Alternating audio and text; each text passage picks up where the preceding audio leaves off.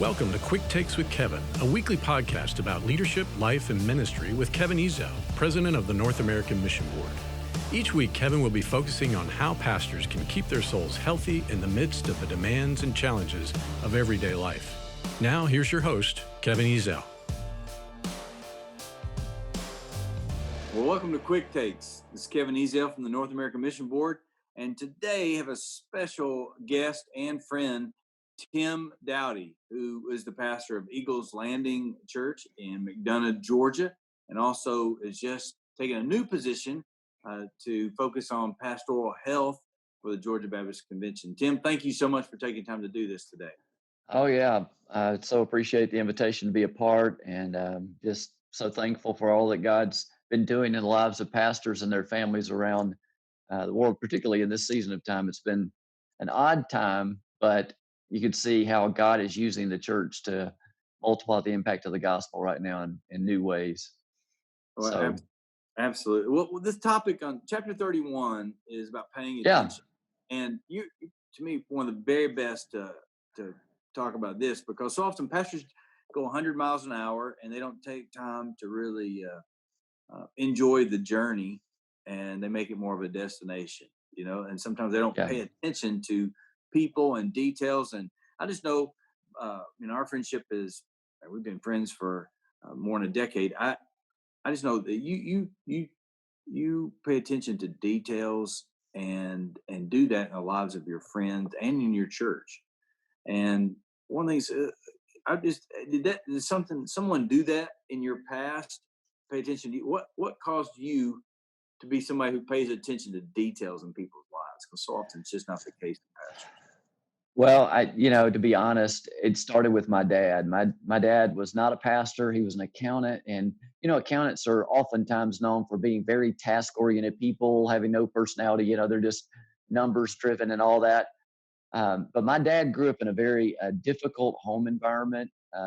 And so his father was not a believer and was very abusive to his mom and to him. And he became a believer when he was a teenager. Left home, went in the military, then right into college. By the time he was 22, he'd graduated from college and served in the military 4 years. But his encounter with the Lord totally changed his life and perspective. And when he saw how God was his father, right, it really poured into him how to love other people. And so, man, from that I can't tell you how many times my dad told me and I probably 3 or 4 years old, I remember the first time, listen, you love people. God loves people. We love people. And I just saw him do that throughout his life.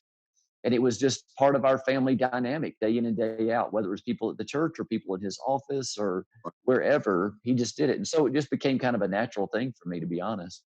Well, I've told people put up with a lot of bad preaching if they know you love them,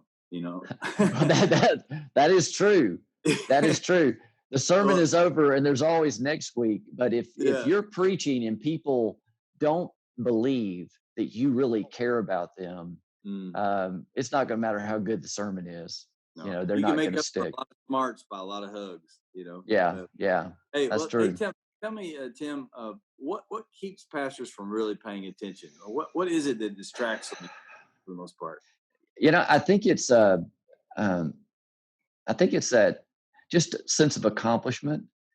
I think when we look at tasks that are tangible and we achieve something, like, okay, I checked that off my box. I got that done today. I got this done today. I got this done today. But when you're just investing in people, there's not a task box to say, okay, well, I ministered to 10 people today. I encouraged this one, shared Jesus with this one, da-da-da. And so I think pastors sometimes feel more a sense of self-worth when you check all the boxes of tangible accomplishments rather than build relationships with people. No, exactly. And so it's one of those things. We feel better about ourselves if we got a lot done today. And so we just opt to do that. Yeah. And to be honest with you, tasks are easier than dealing with people. Life gets messy when you deal with people. Yeah, no, absolutely.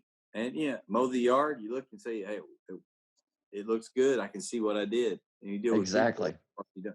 Hey, tell me, what would be some suggestions, some practical ways you would tell pastors that they could intentionally pay more attention to people? I tell you, man, I know the weaknesses of my own flesh, and I'll fall into that same routine of just getting busy and doing a lot of things and feeling good about what I've accomplished and miss out on people. I have to pray every day, and I started doing this years ago, and it just has become a part of my prayer life to ask God to give me His eyes that I'll see people the way He sees them, Mm-hmm. and give me His heart that I would love people the way He loves them, and give me His hands that I would help people the way He helps them.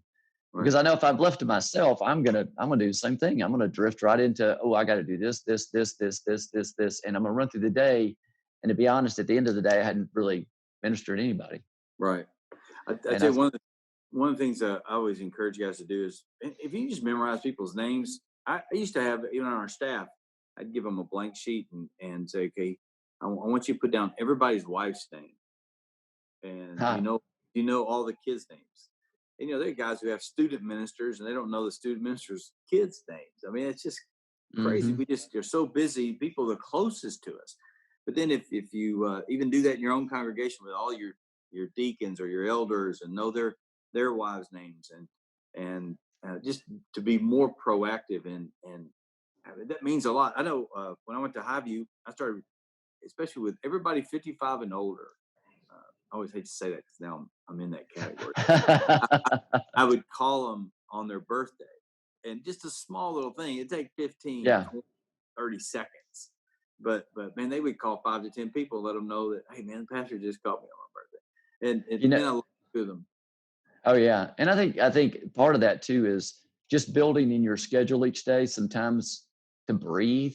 So Mm-hmm. you're giving some space between meetings Mm-hmm. and stuff so that you can take a call, so you Yeah, can reach out to somebody when you've just scheduled your day full. And then, because when people's life happens not on yeah. a schedule. And so if you've scheduled yourself slap full, then you're going to pass every need in a person's life off to another staff member, and you're going to Right, disconnect. exactly. Well, man, listen, you do very well at this. I appreciate the way you model it, and I just hope that many pastors will listen and multiply it. So, Tim, thank you for being someone who pays attention to the small things and appreciates people. And man, you do such a great job of enjoying the journey and not making life a Mm. destination. So, appreciate the example you've been to me and the friendship you've been to me. And I know pastors are going to appreciate your insight today. Thank you, brother. Well, thanks, Kevin. Thanks for joining us for Quick Takes with Kevin. Each week, Kevin will visit with pastors and leaders as they talk about the challenges they face and the lessons they've learned in balancing faith, family, and ministry. Thank you for being with us.